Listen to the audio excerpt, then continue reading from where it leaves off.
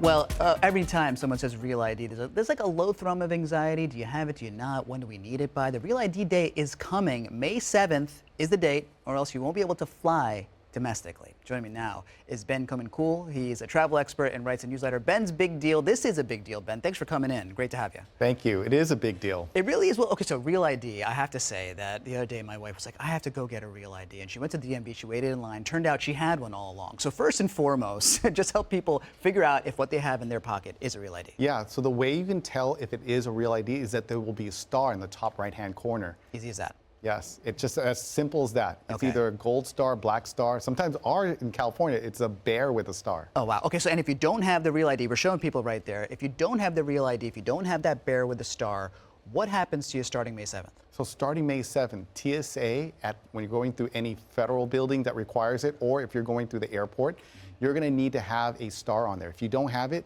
they're going to put you for secondary screening, or they may not even let you board. Oh my gosh, so just think about this. There's people out there watching this saying, my flight is May 8th, I don't have a Real ID, what am I gonna do? To cancel my travel plans? You don't have to. You have alternate forms of ID. If you have a passport with you, you can be able to bring a passport. There's also a permanent residence card. If you have a passport card, that also gets you through as well. So there's about 15 different IDs. You can also have a Department of Defense card. You can have a tribal ID as well as a work permit. That works as well. I want to go back for a second too. Just think about the fact that this has been a deadline that's been coming. It's been delayed. There's been various reasons for that. You can speak to that, but it goes all the way back to this legislation back in 2005, the Real ID Act, which is like post 9/11 legislation around identification and travel. Yes, they believe that many of the terrorists who got on the plane actually had a fake ID, so they wanted to make sure that folks had a real ID. And the reasons for the delay all this time? Yeah, it's twofold. One is because of funding. The law got passed, but a lot of the states did not get funding for it, and some states, about 13 states, pushed back due to privacy. Okay, so here we are. The deadline is here. Maybe some people have the bear and the star. They're like, okay, cool, I'm good. But you have some suggestions, even for folks who have the Real ID if they're going to travel soon. I think one of the first things is make sure also you check with your family members if they have a Real ID as well. Maybe you have one, but I found out my own wife, she didn't have one because she had it renewed next year, and she hasn't had a Real ID renewed since 2020, so she still has the old one. So check the IDs of your family members and people you're traveling with. Yes. But also, there's going to be some delays as a result of this at TSA, right? Maybe chaotic the first couple days, maybe the first week.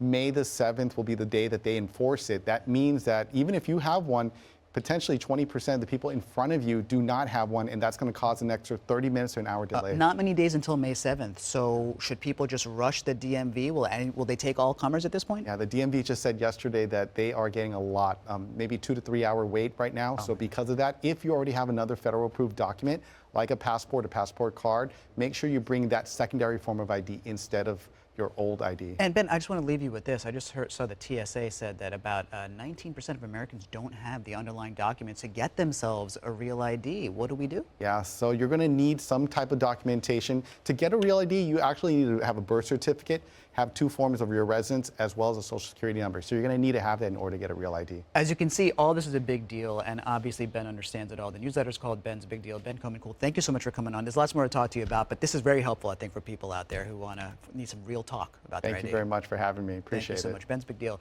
Ben KOMENKUL. Give us a little bit of what we need to know when it comes to the Real ID. I hope your travel plans aren't impacted.